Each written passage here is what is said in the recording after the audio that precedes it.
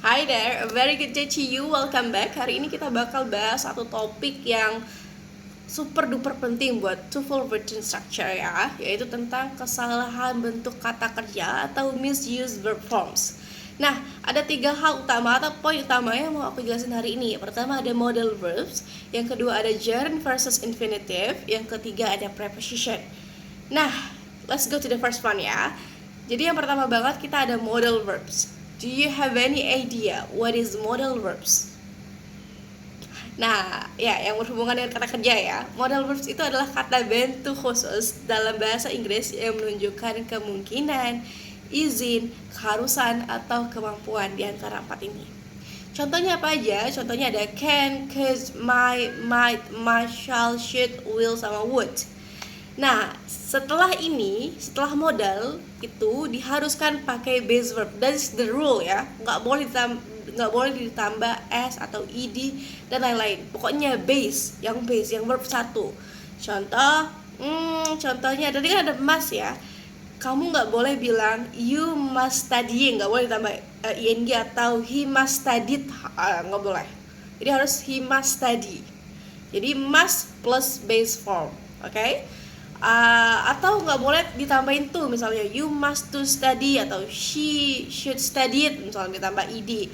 Dan juga contoh yang lainnya pakai can ya, misalnya she can dance well, nggak boleh she can dances well.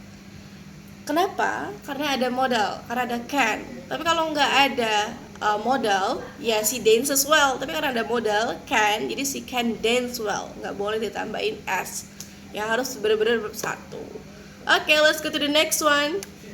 Oke, yang kedua kita akan belajar tentang gerund versus to infinitive. Jadi apa sih gerund itu? Gerund itu adalah verb yang kamu tambahi ing di belakangnya.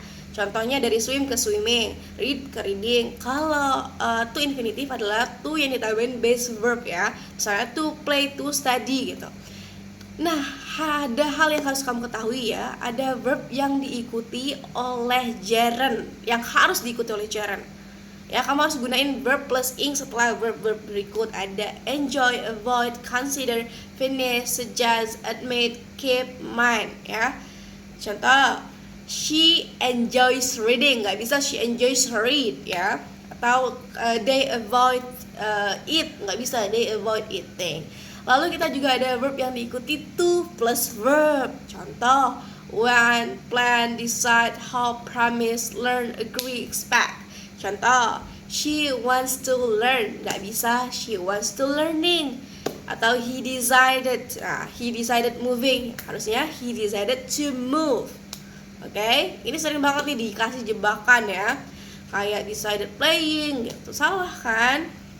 Oke, kita akan bahas yang ketiga.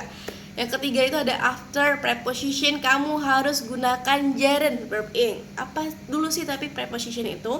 Preposition adalah kata depan yang menunjukkan hubungan antara kata satu dengan kata lainnya. Contoh preposition apa aja? Ada in, on, at, for, from, to, after, before, without, about, by. Itu semua preposition. Nah, rule penting yang kamu harus tahu adalah setelah preposition, verbnya harus dalam bentuk gerund, verb tambah ing. Contoh, she is interested in learning English. He left without saying goodbye. They talk about moving to a new city. Nggak bisa they talk about move new city, nggak bisa. Contoh lagi yang salah ya, she is good at cook, nggak bisa, harusnya she is good at cooking ya, karena setelah preposition harus pakai verb ing atau gerund. Oke, sampai di sini aja ya. Semoga kamu udah paham dan I'll see you in the next video.